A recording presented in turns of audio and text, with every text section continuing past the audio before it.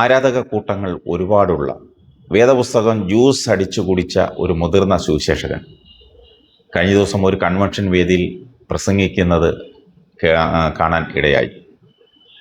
പെന്തക്കോസ്തുകാർ ജന്മദിനം ആഘോഷിക്കരുത്, ആഘോഷിച്ചാൽ വട്ടുപിടിക്കും. ആ ആഘോഷം മാറ്റിവെച്ച് സഭയിലെ എല്ലാവരെയും വിളിച്ച് വീട്ടിൽ കുടുംബ പ്രാർത്ഥന നടത്തണം. പാസ്റ്ററെ കൊണ്ട് തലയ്ക്ക് പിടിപ്പിച്ച് പ്രാർത്ഥിപ്പിക്കണം. ആഘോഷങ്ങൾ പ്രമാണം അല്ലെന്ന്. എന്താ, നല്ല കോളായി. ഈ സുവിശേഷകന്റെ പ്രസംഗം പലപ്പോഴും ഞാൻ ശ്രദ്ധിക്കാറുണ്ട്. പലപ്പോഴും ആളുകളെ എടുത്തിട്ട് അലക്കി പള്ളു പറഞ്ഞ് കേൾവിക്കാരായ വിശ്വാസികളെ കയ്യിലെടുത്ത് സുവിശേഷം പറയുന്ന ഇദ്ദേഹത്തിനെ ആളുകൾക്ക് ഇഷ്ടമാണ്. ഒരുമാതിരിപ്പെട്ട ആളുകൾക്കൊക്കെ അദ്ദേഹത്തിൻ്റെ പ്രസംഗം കേട്ടിരിക്കും. അത് കേട്ടിരിക്കാൻ അതൊരു കേട്ടിരുന്നു പോകും. തമാശയും അല്ലാതെയൊക്കെ കാര്യങ്ങളൊക്കെ പറഞ്ഞ് അദ്ദേഹം പറഞ്ഞു ഫലിപ്പിക്കുന്നത് നമ്മൾ കേൾക്കാൻ തുടങ്ങിയാൽ അവസാനം വരെയും അത് കേൾക്കും. പക്ഷേ കഴിഞ്ഞ ദിവസത്തെ കേക്ക് മുറിക്കരുതെന്ന പോലെയുള്ള ഊളത്തരം, അത് വിളമ്പാനും ജനത്തെ വഴിതെറ്റിച്ച് അതിലേക്ക് എത്തിക്കാനും ശ്രമിച്ചത് അത്ര ശരിയാണെന്ന് എനിക്ക് തോന്നുന്നില്ല. ഇങ്ങനെയുള്ള പല പെന്തക്കോസ്ത് തീവ്രവാദികളും ക്രിസ്തീയ കമ്പോളത്തിലുണ്ട്. അത് കേട്ട് ആമീൻ പറഞ്ഞ് കൈയടിക്കാൻ കുറേ തീവ്ര വിശ്വാസികളും ആ മേശയ്ക്ക് ചുവട്ടിലുണ്ട്. ഈ വാക്കുകൾ കേൾക്കാൻ അവരുടെ മുന്നിൽ.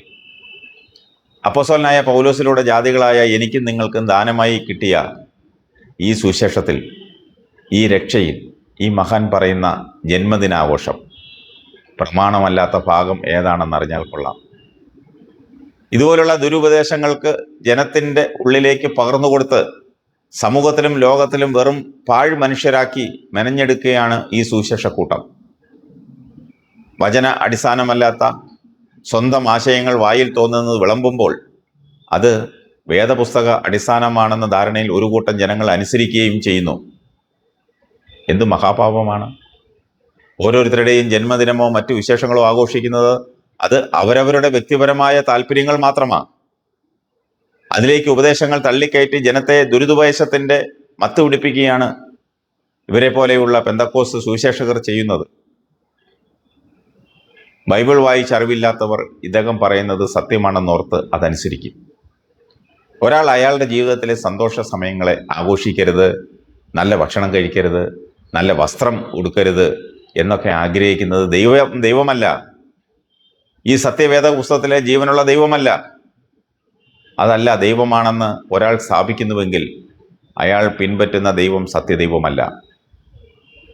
സകലവും ഉളവാക്കി മനുഷ്യന് നൽകിയ ദൈവം. പെന്തക്കോസ്തുകാരൻ മാത്രം ഒന്നും ആഘോഷിക്കരുത്, എന്നും ഞെരുക്കത്തിൽ കൂടെ പോകണം, ആഴ്ചയിൽ 3 ദിവസം പട്ടിണി കിടക്കണം, രോഗം വന്ന് പ്രാർത്ഥനയാൽ കുറഞ്ഞില്ലെങ്കിലും പുഴുത്ത് ചീഞ്ഞ് തെരുവുനായ്ക്കളെ പോലെ മരിക്കണം, വിവാഹത്തിന് നല്ല വസ്ത്രങ്ങൾ ഇടരുത്, നല്ല ഭക്ഷണം കഴിക്കരുത്. അങ്ങനെയാണോ വേണ്ടത്? അത് ഏത് ബൈബിളിലാണ് പറഞ്ഞിരിക്കുന്നത്? കഴിഞ്ഞ ആഴ്ച വേറൊരു സഭയിൽ ഒരു സുവിശേഷകൻ പ്രസംഗിച്ചത് പെന്തിക്കോസ്തുകാർ വീട്ടിൽ പട്ടിയെ വളർത്തരുത്, പൂച്ചെടികൾ വളർത്തരുത്, അവയൊക്കെ ദൈവസ്നേഹം ഇല്ലാതെയാക്കും പോലും, പാപമാണെന്നൊക്കെ. എന്തൊന്നാടേ ഇതൊക്കെ? നിങ്ങളൊക്കെ വായിക്കുന്നത് വേദപുസ്തകമാണോ? ഒരു സംശയം കൊണ്ട് ചോദിക്കുക.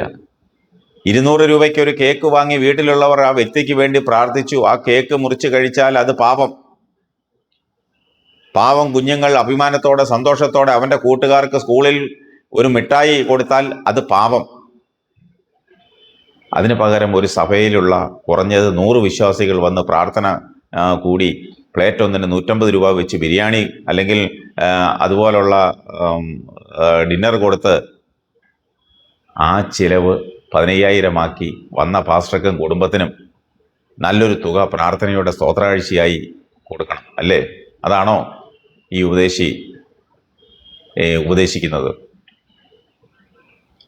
200-ൽ തീരേണ്ട പരിപാടി 20,000-ൽ ആക്കി തീർക്കുന്ന ദൈവിക പദ്ധതി എന്താണെന്ന് മനസ്സിലാകുന്നില്ല. ഒന്ന് മാത്രമേ പറയാനുള്ളൂ. ഈ സത്യവേദ പുസ്തകത്തിൽ എഴുതിയിരിക്കുന്ന ഒന്നിനെ കൂട്ടുകയോ കുറയ്ക്കുകയോ ചെയ്താൽ അവൻ ന്യായവിസ്താരത്തിൽ കണക്ക് ബോധിപ്പിക്കേണ്ടതാകുന്നു. അവനുള്ള ഓഹരിയും വേദപുസ്തകം വെളിപ്പെടുത്തി തരും. നിങ്ങളുടെ ഉൾക്കണ്ണ് തുറന്ന് സത്യത്തെ കാണുക. നീതിമാനായ ദൈവം നീതിയായി തന്നെ കൂടെയുണ്ട്. വിശ്വസിക്കുന്ന ഒരുത്തനും ലജ്ജിച്ചു പോകുകയില്ല. അത്ര മാത്രമേ പറയുവാനുള്ളൂ.